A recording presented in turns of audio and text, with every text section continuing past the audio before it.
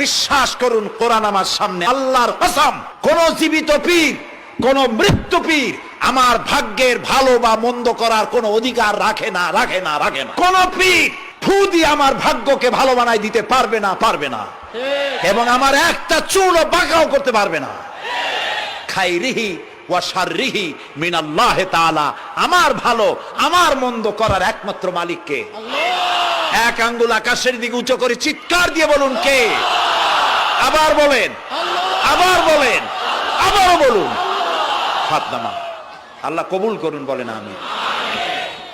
আপনি কোন অসুবিধায় পড়েছেন, মাজলুম হয়েছেন, অত্যাচারিত হয়েছেন, চাকরির সমস্যা হয়েছে, ঘরে খাবার নাই, অসুখ বিসুখ হয়েছে, নানান ধরনের সমস্যায় পড়েছেন, কোনো মাজার নয়, কোন পীর নয়, মসজিদের ভিতরে চলে যান, উজু করে মসজিদে ঢুকে 2 রাকাত কাজায়ে হাজাতের নামাজ পড়েন। রাসূলুল্লাহর উপরে যখনই বিপদ হতো তিনি নামাজে দাঁড়ায় যেতেন। সুবহানাল্লাহ বলো। আপনি কেন যাবেন একটা কবরের কাছে? আপনার সাহায্য কামনার জন্য কোনো পীর নয়, আপনার সাহায্যের জন্য কবর নয়, সাহায্য পাওয়ার জন্য কে? আল্লাহ চান আপনার ইমানটা খালেস হোক। আল্লাহ তাআলা এটা বরদাস্ত করতে পারেন না যে মানুষ কারো কাছে গিয়া আরেকজনের কাছে গিয়ে নথি স্বীকার করুক। আল্লাহ সহ্য করেন না। ইন্না শিরকা লাযুলমুন আযীম, শিরক হচ্ছে মস্ত বড় জুলম, অত্যাচার। আল্লাহ সব থেকে অপছন্দ করেন কোন গুনাহ? বলেন, শিরক। আল্লাহ সহ্যই করেন না। আমার এই বক্তব্য দিয়ে আমি কোন পীরকে অমর্যাদা করছি না। পীর সাহেবদের কাছে পীর কোন শরীয়তের শব্দ নয়। কোরআন এবং হাদিসে কোথাও পীর বলে কোনো শব্দ নাই। এটি ফার্সি শব্দ। এই শব্দের অর্থ হলো বৃদ্ধ। তো পীর যদি বৃদ্ধ হয় ভালো কথা, তিনি যদি আলেম হন আরো ভালো কথা। কিন্তু বাপ পীর ছিল, উনিও সেই সুবাদে পীর, ইলেম নাই, তোনার নিজের কাছেই তো টর্চ নাই। আপনাকে অন্ধকারে উনিও ম্যানহোলের মধ্যে পড়বে, আপনারে নিয়ে পড়বে।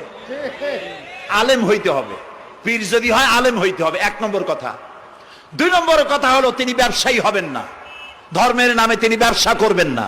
তিনি মানুষকে হেদায়েতের পথ দেখাবেন, প্রয়োজনে জেলে যাবেন, প্রয়োজনে ফাঁসির মঞ্চে দাঁড়াবেন। তিনি নিজেকেই ইসলামের সব আমি করি, আর ইসলাম কারো কাছে নাই।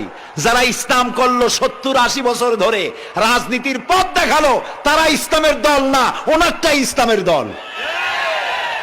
এই ধরনের ফাজলামি বক্তব্য থেকে বিরত থাকতে হবে। এই ধরনের বেয়াদবিপূর্ণ বক্তব্য থেকে বিরত থাকতে হবে। আমার দোকানে খাঁটি ঘি পাওয়া যায়, আর কারো দোকানে খাঁটি ঘি পাওয়া যায় না। ইসলাম নিয়ে এই ধরনের মনোপলি বিজনেস করতে দেওয়া হবে না। প্রিয় ভাই সব, আমরা পীর সাহেবদের চিনি। পীর ছিলেন শাহজালাল রহমতুল্লাহ আলাইহি। সুবহানাল্লাহ। যুদ্ধ করা লাগে না, আজান দিয়েছেন, মূর্তির মাথা ভাঙ্গা চুর চুর হয়ে পড়ে গিয়েছে। গৌর গোবিন্দ পলায়া কুল পায় নাই। লোকেরা যায় তার মাজারে গিয়ে গজল মাছ জিয়ারত করে আসে, কিন্তু তরবারিটা দেখে আসে না। দোধারি তরবারি এখনো আছে। সুবহানাল্লাহ বলেন। পীর ছিলেন হযরতে বাহাউদ্দিন নকশবন্দি, মুজাদ্দিদ আল ফিসানি রহমতুল্লাহ আলাইহি, বড় পীর আব্দুল কাদের জিলানী রহমতুল্লাহ আলাইহি, খাজা মঈনুদ্দিন চিশতি রহমতুল্লাহ আলাইহি, খাজা জাহান আলী রহমতুল্লাহ আলাইহি। কত ওলিউল্লাহর মাজার দিয়ে আমার দেশ ভরা। আলহামদুলিল্লাহ কর। আলহামদুলিল্লাহ। এরা একদিকে মানুষকে মুরিদ বানায়া মুরিদের টাকা দিয়ে নিজেদের পকেট ভরেন নাই। ওনারা এরকম করতেন না, এইরকম করতেন। আর রাসূলুল্লাহ বলেছেন এই রকমের হাতের মর্যাদা নাই, এই হাতের মর্যাদা। আমি পীর দেখছিলাম, বাইতুল শরফের পীর হযরত শাহ আব্দুল জব্বার সাহেব, আল্লাহ তাআলা জান্নাতুল ফেরদাউসের মেহমান বানায়নি। এই বাংলাদেশে শত শত মসজিদ, মাদ্রাসার এতিমখানা তৈরি করে গেছেন। সুবহানাল্লাহ কর। বৃষ্টির মৌসুমে চট্টগ্রামের বাড়ি তার, 14 বছর মাদ্রাসায় ওয়াজিদিয়া চট্টগ্রামে 14 বছর বুখারী শরীফ পড়িয়েছেন। কি মানের আলেম!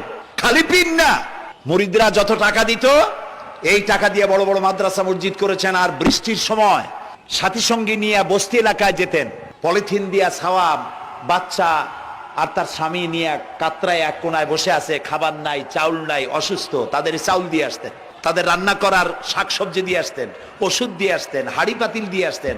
বন্যা হলে, তুফান হলে টাকা উজাড় করে যা মুরিদরা দিত সবগুলি উজাড় করে মানুষের খেদমত করতেন। সুবহানাল্লাহ। কাজী যারা জামায় অনেকগুলো পকেট সমানে নিতে থাকে আর ভরতে থাকে এইভাবে করে, এই ব্যবসায়ীদেরকে পরিত্যাগ করতে হবে। পীর হচ্ছে ওই সমস্ত লোক যারা নাকি ধর্মের নামে ব্যবসা করে না, বরং আল্লাহর দ্বীনকে প্রতিষ্ঠা করার জন্য কথা বলে। প্রিয় ভাই সব, আমাদের জেহেন সাফ করতে হবে, পরিষ্কার করে বুঝতে হবে আমার ভালো আমার মন্দ কে করতে পারেন? আল্লাহ। সম্রাট শাহজাহান নাম শুনেছেন? কোথার বাদশা বলেন? দিল্লির সম্রাট। সম্রাট শাহজাহান, পৃথিবী জোড়া নাম তার। কবি বলছেন, শাহনে জাহাঁ কো जिन्हें फख्र से देते थे बाज वाज कब्र में है सूरह अलहम्दु की मोहताज। যে শাহজাহানকে কর দিয়া ট্যাক্স দিতে পারলে জনগণ নিজেদেরকে গৌরবান্বিত বলে মনে করত, সেই শাহজাহান কবরে শুয়ে আছে, সূরা ফাতিহার মুহতাজ হয়ে আছে। সুবহানাল্লাহ। যদি কেউ আমার কবরের কাছ থেকে হেঁটে যাইতো আর একটু সূরা ইখলাস পড়ে সবরেসানি করতো, আমি কিছু পাইতাম। আহারে, এই এতিম ফকির হয়ে শুয়ে আছে।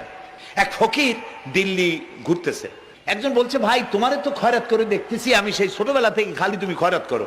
একটা জিনিস আপনারা মনে রাখবেন, আজকে যারা গরিব পরিশ্রমের মধ্য দিয়ে কালকে তারা ধনী হতে পারে, কিন্তু যারা ভিক্ষুক, যারা ভিক্ষা করে, জিন্দেগিতে কোনোদিন তারা বড় হতে পারবে না।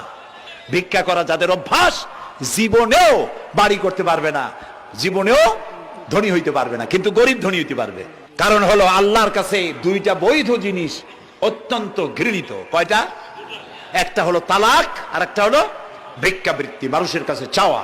আল্লাহ পছন্দ করেন না। তো ভিক্ষুক ঘুরতেছে, একটা লোক বলল, মিয়া তোমার তো সারা জীবনই খরচ করতে দেখি। খরচ করবো না, করবো কি? যার কাছে যাই সে দেয় 4 আনা 2 আনা 1 টাকা, এর বেশি তো দেয় না। এই দিয়ে আমি কেমনে বড় লোক হবো? কয় যে তুমি বাদশারে চোখে দেখো না, বাদশারে চোখে দেখো না।